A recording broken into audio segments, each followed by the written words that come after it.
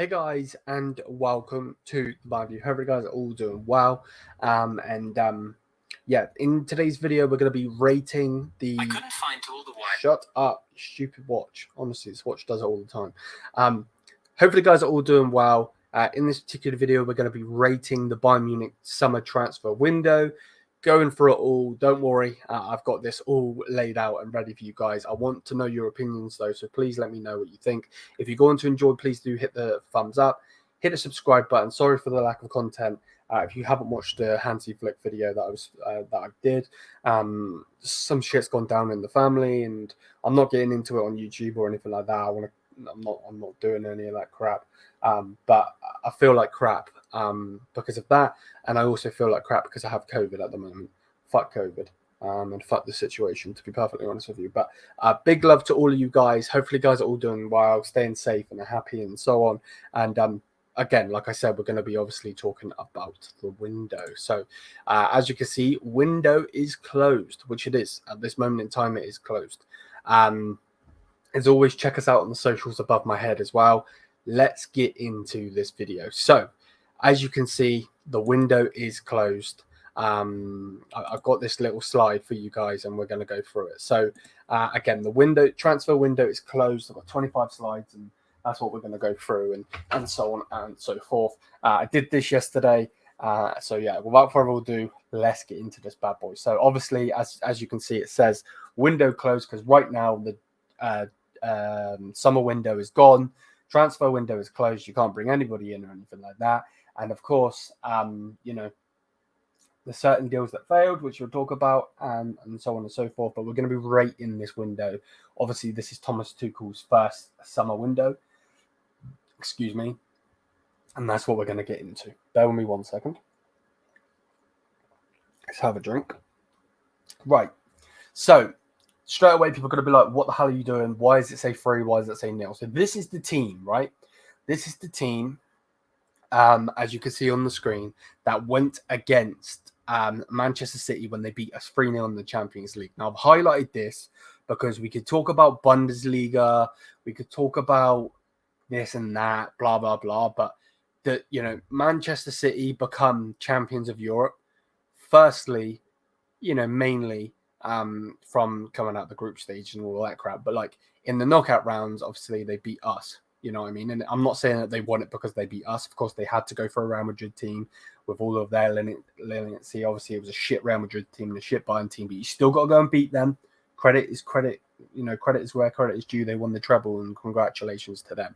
I'm not trying to take anything away, but I'm just saying in general, we could talk about us versus Augsburg, us versus fucking Dortmund, whatever, but they're the champions of Europe for a reason. They went and got the Prem, they went and got the FA Cup, and they went and got the Champions League. And of course, on that way, they beat Bayern. So this is the team that Bayern Munich set up with, Thomas Tuchel set up with. Again, this isn't reflecting on Thomas Tuchel or anything like that. I want people to please understand that I'm not I'm not trying to do any of this fuckery where I'm trying to blame Tuchel or anything like that. I'm generally just trying to give a good account of it. So this is the team, right? So where do we need to upgrade? Okay, where do we need to upgrade? This is the team. Of course, Serge isn't a striker. Obviously, Jan Sommer obviously isn't here anymore, and he's obviously only in because of Neuer, Pavard, so on. So obviously they beat us 3-0 in that game. Here are some of the stats from that game. Again, this is the lineup though. This is what needs to be said. This is the lineup for that got beat 3-0. Of course, if we would have had an actual striker, maybe we could have done more, blah, blah, blah. That's all if, buts, and maybes. They did beat us 3-0, and this is the team. Right, so again, here are some of the stats. So obviously, like I said, they beat us 3-0. It was in the first leg of the quarterfinal of the Champions League on April 11th, 2023. So April just gone. And of course, this is the game that I went to in person as well. Here are some of the stats. So city-wise, you can see the stats on the screen. And then obviously, I've highlighted and made it bigger to see. So with this team, we scored. We didn't score any goals. We shot 12 times. We had 12 shots, 4 of them on target. We had 56% of the ball, 558 passes, passing accuracy. There were some fouls in there, a couple of yellow cards. I think Davies got a yellow card and somebody else. Yeah, I think it's on the next one, which we'll talk about in a second. There were some offsides, there were some corners, so on. So Bayern had 5 corners. We had 4 shots on target. We had 12 shots overall. But 58, 56% possession with 558 passes with this team. Thomas Tuchel outpassed them. Now, what matters is that they won the trophy in the end. But I'm just trying to say in general, if we're actually going to rate our window, we may as well go back to when we played the best team in the world and go through it. So this was their team. Of course, Erling Haaland got a goal, Bernardo Silva got a goal, and obviously Rodri got that wonder goal. Again, there is the thing. It was Pavard and Alphonso Davies that got the yellows, and I believe Thomas Muller come in and so on and so forth. But again, just so you guys know, this was the team that got beat 3-0, and that's basically what I'm trying to show you. So where do we need to upgrade? This is where I'm now getting into upgrading and rating this summer transfer window just gone. So again, this is our team. I just thought it'd be better to show you with the faces, but this is the team that outpassed Man City, blah, blah, blah. But in the end, we did lose. Maybe we would have had a chance with Julian Nagelsmann, if buts and maybes. And maybe we would have had a chance with having a striker in there if Lewandowski was still here, or if we got Harry Kane in sooner, which we aren't even linked to him then, but you know what I mean. And actually replace Lewandowski and not with Sadio Mané, which obviously flopped and failed. It's all if buts and maybes, but in general, it has to be said. So straight away, the first thing that needs to be said is a new centre back. Now we'll talk about other positions in a minute. A new centre back. I know a lot of people were unhappy with Dayot Mancano in this game. This is where the Upper Maguire come from. They beat us 3-0. All of this shenanigans, blah, blah, blah. And obviously, Dayot Mancano didn't have the best performance. To be perfectly honest with you, he had a good performance up to his mistakes. But, a lot of people were saying, you know what, we need a new centre-back. And that's what they went and did. Of course, we're rating the summer transfer window. We went in and brought in Kim Min-jae. So, obviously, on the 7th of July, Fabrizio Romano put out saying Kim Min-jae has completed main part of his medical tests as a Bayern player, and the deal is on the completed side. Next step is the 50 million release clause, and it will be triggered. So we spent 50 million euros for the release clause. Obviously you've got to pay his wages, whatever. But he come in, and that was the first. Obviously, there were some free transfers, which we'll talk about in a minute. But that was the first major signing. We spent 50 million euros. Of course, Manchester United were in for him. Loads of clubs were looking at him. Look what he did with Napoli. He was a main part in that team. Of course, he didn't score that many goals, but he was a main stint in Napoli having the success that they had. He was the best centre back in Serie A, and Bayern, like I said, needed a new centre back. And we went and got Kim Min-jae. Obviously, he was replacing Lucas Hernandez. Obviously, we still have Dayot Mancano, ligt, and now with the additions of Kim Min-jae. So yeah, there's that. Now, next point is the number 9. Why Serge Gnabry was playing there. To be honest, who else was going to play there? I believe Choupo-Moting at that point was injured. We're not going to play Thomas Muller at striker. Thomas Tuchel only been in the job for a little bit, and I'll give him slack. I'll give him slack. This was on the board at this point, and so on and so forth. So, new number 9 needed to come in, and that was Harry Kane, or H, whatever you want to call him. So yeah, Harry Kane got brought in. One thing that needs to be said is that Thomas Tuchel. I give credit to Thomas Tuchel for even pushing for this Harry Kane deal. Before I go into the next slide and talk about the price and everything, there was a point where we were linked with Vlahovic, we were linked with Osimhen, we were looking at all different strikers, from Jimenez, the Mexican striker, loads and loads of different strikers, but we pushed on, we prevailed, and on the 11th of August of 2023, Fabrizio Romano put out that Harry Kane to FC Bayern Munich is a done deal. Here we go. Total agreement reached.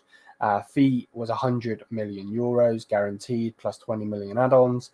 And then there was a 4-year contract for Harry Kane until 2027, and there was a medical. So by this point, we have a centre-back in. Obviously, we're on the tour, as you were back from the tour. But we had the centre-back in, which was Kim Min-jae. Then Harry Kane come in, and now sixth position. This is what we're thinking. We're ecstatic that we got Harry Kane in. We're ecstatic that we got a brand new centre back, and now we are talking about six. And the main one, and of course we need to talk about Pavard, but the main person talking about six, obviously, is a lot of you guys. I see it on Twitter. I see it on all different social medias and so on. You guys were saying it in the chat, and the main one is the manager. Thomas Tuchel is asking for a six, wanting a six, of course. I forgot to actually even put it in there. That Declan Rice was obviously linked with us for a long time. Of course, he went to Arsenal and so on and so forth. And, we were linked with Amrabat. We were linked with this player, that player. But in general, by deadline day, we were looking at Polina. Now, that Polina, obviously, I'm not going to blame Thomas Tuchel for this. Not at all. I think he's a great player. I think Polina is a great player. If we would have got him in, he would have been absolutely fantastic. But it failed. Big red X, it failed. It's all if buts and maybes. And unfortunately, it failed. Thomas Tuchel doesn't get his six. And let's be real with it. It's shit. It's crap. We got in the striker, got in an extra centre back because Lucas Hernandez, the snake, won it out. And we were obviously looking for other players at right back. But the main position was a centre back, a striker, and a CDM. We obviously didn't get that. So players that went out, obviously Lucas Hernandez, and this is obviously I got this from, I believe, Transfer Hub, I want to say. So obviously, as you can see, Lucas Hernandez to PSG, 45 million. Gravenberch to Liverpool, 40 million. We got rid of Sadio Mané, mainly the wages, for 30 million euros, which is amazing to Al Nassr. But generally, I don't really care about the price. Of course, they recoup some of the money, but screw recouping the money at this point. All I really care about was getting those wages off the thing. Obviously, Marcel Sabitzer, I thought Manchester United were going to sign him. They didn't in the end. He went to Borussia Dortmund. Inter took ages, but eventually Jan Sommer went there to Inter Milan for 6.7 million. Benjamin Pavard eventually got his move out of the club for 30 million. And Alex Nubal is on loan. Obviously, Bayern got $1 million in, but on loan.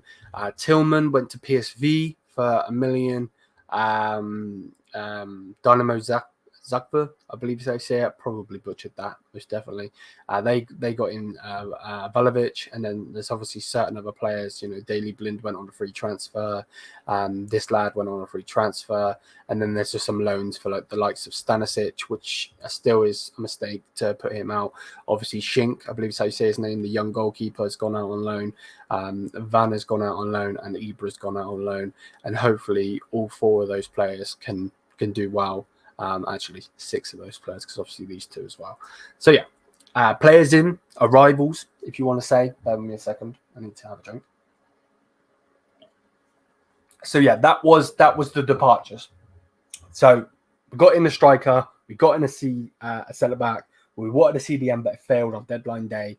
And these were the departures of the window, racking up 173 million euros for Bayern Munich. Then we talk about the arrivals. Of course, we've already spoke about Harry Kane. We spoke about Kim and so on. But let's talk about everything. So just like we did with the departures, we'll talk about this with the arrivals. So Harry Kane come in for 100 million. Kim and Jae come in for 50 million.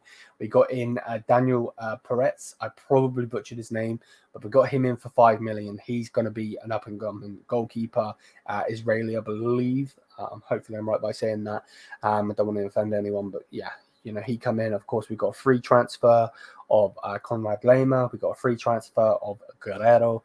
Obviously, we brought in Bookman. I probably butchered that. But we obviously brought in Bookman from the under-19s academy, if you want to say. And Hosman, again, probably butchered that, come in from Bayern too. So these are the players that did come in, of course. We wanted Chalobah. We wanted, Bella Kocha, and so on. We wanted players to replace Pavard, get 6 in, so on. None of that happened. It failed on deadline day. The board failed Tuchel, not the other way around. And a lot of you guys might be shocked. I say it how it is. It's just real. So yeah, there's that.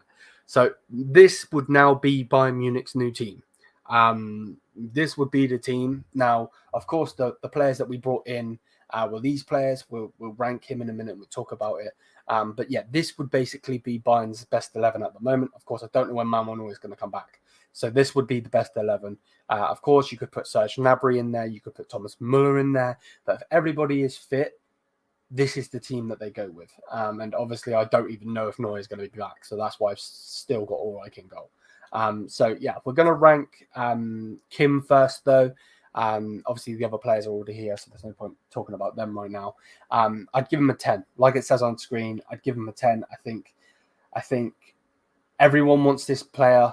He's the best centre-back in the league.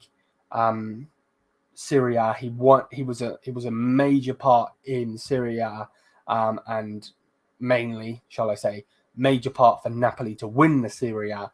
10, 10. You don't have to pay a ridiculous fee. I don't think 50 million is a ridiculous fee. I can remember the likes of Koulibaly. Napoli were wanting up to 100 million for him when he was being linked to likes of Manchester United and so on. Look at Virgil van Dijk. I know it's different, but Virgil van Dijk went to Liverpool for 75 million. Harry Maguire. No matter what anyone wants to say, he went to Manchester United, which we know was a mistake, but for 80 million. So getting in Kim Min-jae for a measly 50 million euros, which is obviously a release clause, absolute bargain. And the fact that we even landed him is remarkable, to be honest with you. And I'm super duper happy with him. And obviously now we're going to talk about Kane. So Kane, I'd have to give a 5. Now, a lot of people aren't going to understand this one. So please, before you write in the comment section, you're a dickhead. I am a dickhead. But before you write that, please let me explain. And obviously, please, the comment section's there for a reason. I keep the comment section open so you guys can have your opinion. Please have your opinion below. But for me, Kim Min-jae, again, outstanding performance for Napoli at the time. And then you get him in for a reasonable price. You know what I mean? With Harry Kane, of course, Daniel Levy has been known, not to sell cheap, hard bargain to bargain with, and so on and so forth. Harry Kane seemingly wanted the move a couple of years ago to Manchester City, didn't get that move. They went and got Erling Haaland, enough said. And the season just gone, Harry Kane scored 30 goals. So, of course, they're going to be trying to get a ridiculous price for him. Him being top goal scorer for Tottenham, top goal scorer for England captain, Tottenham captain, one of the best strikers that has ever graced the Premier League, just an outstanding player. Scored 30 goals this season, just gone at the time, has already implemented himself as a Bayern Munich player. Seemingly wanting to learn the language, the German language, obviously with a speech impediment that he has. I'm not taking the piss. I have before, and, that's me being a dickhead. But, in general, we obviously got him in for 100 million, which is, I think, too much. And that's why the score has to go down. Now, the score has to go down because, 50 million for Kim Min-jae. I'll put this back on the screen in a minute. 50 million for Kim Min-jae. Great price, great player. Easy negotiations because it was a release clause. So that's why it gets a 10. Bad negotiations has to take some marks off. The fact that we spent 100 million has to take some marks off.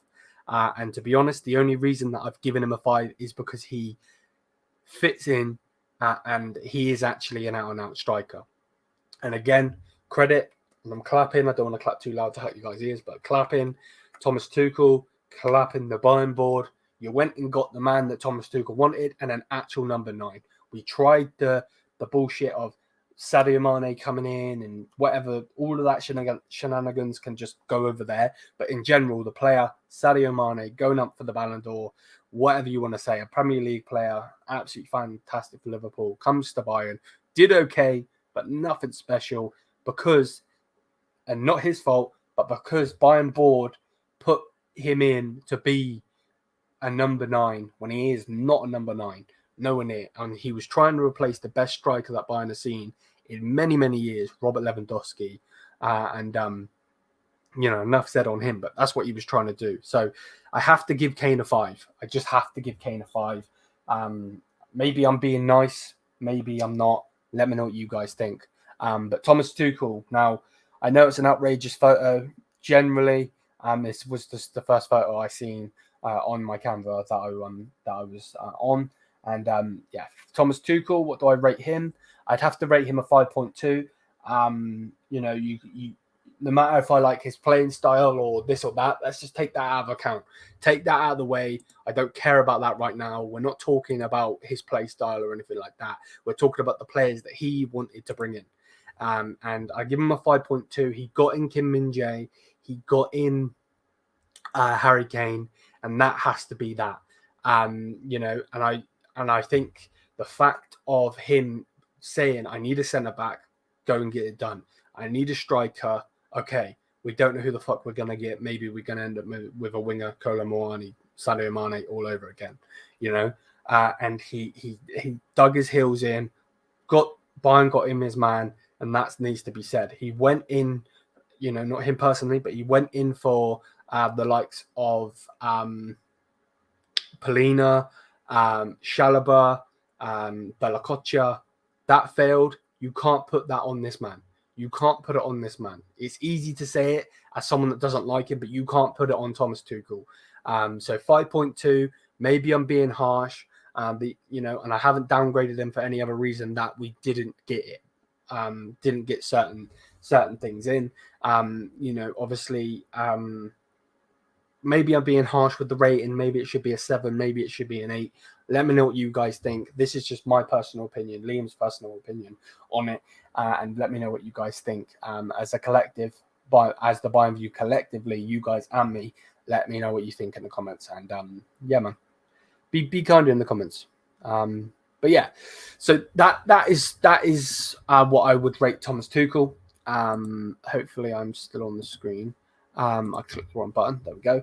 So yeah, that's what I would rate Thomas Tuchel. Now, Bayern Munich overall. We got in a striker, we got in a centre-back. We tried to get in a CDM, that failed. We tried to get in a right-back and a centre-back, which also failed. So for me, overall, I think it would have to be a 6. I think bringing in Harry Kane, bringing in Kim Min-jae gives it that 6 in itself. You bring in Polina, it's way higher, way higher. And, maybe I'm being harsh with Tuchel. Maybe I should have given Tuchel a 6 as well then. But yeah, let me know what you guys think. I think overall, this is where I'm heading in my thoughts right now. I think this is where I am. Let me know what you guys think in the comment section down below. Am I right? Am I wrong? Please voice your opinion. Don't be too critical, but voice your opinion, of course. And yeah, I think a 6 for the transfer window is fair. To be honest, if we didn't get Harry Kane in and just got Kim Min-jae in, it would have been a 1. Generally, I love Kim Min-jae. I think what he's done already in a Bayern shirt is very fantastic, and I think he's going to do more, as well as Harry Kane. But I think it needs to be said that Bayern did fail Tuchel, and this would most definitely have been a 9 if we would have got in the CDM.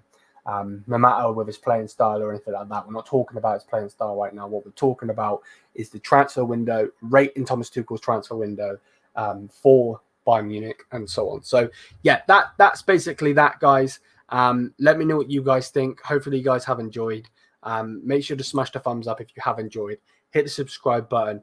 Thank you for the constant support on the channel.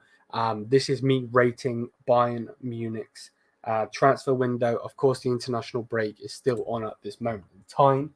Unfortunately, hate international breaks. And Bayern are back in a couple of days. So we will have content coming for you guys. We're playing Leverkusen on Friday, which we'll have a stream for. And hopefully, actually, we'll have a stream for. I think I've got someone doing the Wolves, so hopefully we'll have a stream for that. I don't know if it's that or if it's the one after. I can't remember off the top of my head. Yeah, we'll be back. Don't worry. We'll keep pushing out content. Thank you for the constant support, And let me know what you guys, what do you rate Thomas Tuchel's transfer window? What do you rate Bayern Munich's transfer as a whole? Was it good that we got rid of some players? Was it bad that we got rid of some players on loan? Maybe Pavard should have stayed. Maybe Lucas should have stayed. Maybe we should have brought in some other players. Let me know what you guys think. But either way, thank you for the constant support. Make sure to smash the thumbs up, comment, subscribe, check out the videos on the screen, check out this up here. And until then, I'll see you guys in the next one. Mia. Peace out, people. Thank you for the constant support. Stay safe. Big love to you guys. And yeah, see you very soon.